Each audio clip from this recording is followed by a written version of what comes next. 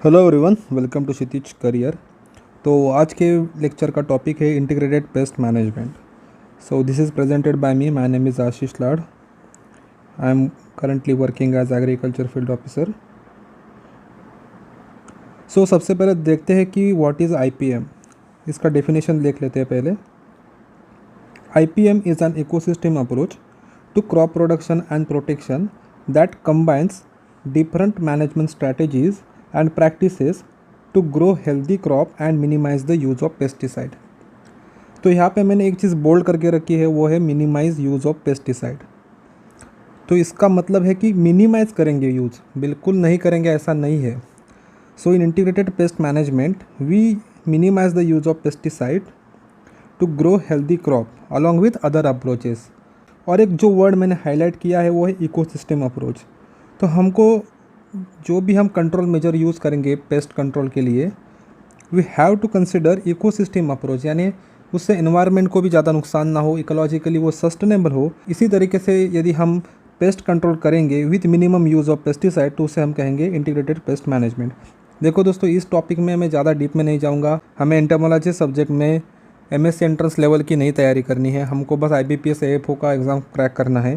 उसके लिए जितने इंपॉर्टेंट चीज़ें हैं बस इस वीडियो में मैं आपको बताने वाला हूँ। बाकी जितना डीप में यदि आप इस लेक्चर को देखना चाहते हो तो वो आईबीपीएस एएफओ एग्ज़ाम के लिए ज़रूरी भी नहीं है। और सबसे अच्छा तरीका यही होता है पढ़ने का कि स्मार्ट वे में पढ़ाई करो, ना कि पूरा जो मिले वो पढ़ना स्टार्ट किया। Must follow smart approach. So what are cultural method. अब डिफरेंट अप्रोचेस देखेंगे कि इंटीग्रेटेड पेस्ट मैनेजमेंट में क्या क्या अप्रोचेस रहते हैं। तो first one is cultural method. Cultural method में रहते हैं crop rotation, deep ploughing, clean cultivation, then growing resistant plant varieties, use of trap crop that is okra in cotton for bollworm, castor in soybean for spodoptera। देखिए इस slide से question कैसे बन सकता है। दे में give you one of the method listed here, और आपको पूछेंगे कि इनमें से जो मेथड दी गई है वो कौन सी कल्चरल मेथड है, मैकेनिकल मेथड है। ऐसे दो चार मेथड आपको पूछेंगे, तो उनमें से आपको राइट ऑप्शन सेलेक्ट करना होगा। तो here in this case in cultural method the crop rotation is use. Set के लाइफ साइकिल है वो ब्रेक हो जाएगी। उसके बाद है डीप प्लॉइंग। डीप प्लॉइंग करेंगे तो उनके जो एग है, लार्वा है, वो एक्सपोज हो जाएंगे सनलाइट से, यूवी रेडिएशन से, तो वो वहाँ पे अच्छी तरह से हम कंट्रोल कर सकते हैं। उसके बाद है clean cultivation. Growing resistant plant varieties, ये भी अप्रोच है वो कल्चरल मेथड में आता है। Use of trap crop. Trap crop यानी ऐसा क्रॉप लगाना कि जो मेन क्रॉप है उसको कोई बाधा नहीं पहुँचाएगा, बट जो इसके पेस्ट है, जो इंसेक्ट है, उनको अट्रैक्ट करेगा, और जो एक्चुअल मेन आपका क्रॉप है उसको डैमेज नहीं पहुंचाएगा। तो okra is one of the such crop in cotton for bollworm protection and castor in soybean for spodoptera. Mechanical method में है shaking and beating of branches, hand picking, banding, wire gauge of screen, trench digging, trapping like light trap, bed trap, sticky trap, pheromone trap, sound trap, flooding and training. Mechanical method में जितने भी ये मैंने analyst किए हुए हैं, इनमें इनके डिटेल में जाने की बिल्कुल ज़रूरत नहीं है। बस वो सिंपली आपको पूछेंगे कि इनमें से कौन सा है वो मैकेनिकल मेथड है, कल्चरल मेथड है। ऐसे ही क्वेश्चन आने वाले हैं, सिंपल लेवल के क्वेश्चन आते हैं, तो आपको वैसे ही प्रिपेयर करना है। Then next is physical method.